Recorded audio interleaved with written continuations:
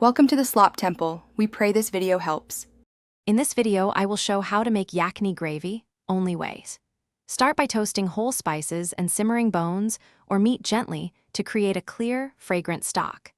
Skim any foam and strain the liquid for a clean base. Use whole yogurt or curd to enrich the gravy carefully and avoid curdling by tempering. Finish with warm spices and fresh herbs to balance richness and aroma in every spoonful. I will explain how to layer spices and temper yogurt for a silky yakhni gravy. Bloom whole spices early in the process and add powdered spices later for brightness. Always temper yogurt with hot stock to prevent curdling and preserve a smooth texture.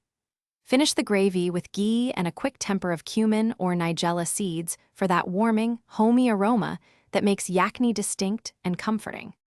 If this video is helping you, please subscribe and like to support more cooking tips.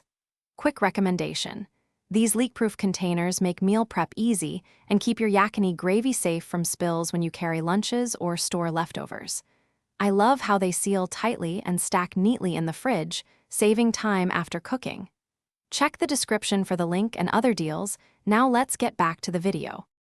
I will help you adjust flavor and texture so every batch of yakhni gravy is perfect. Taste as you go and add salt or acidity slowly to avoid overpowering the delicate broth. Reduce the stock gently to concentrate flavors while preserving a silky mouthfeel.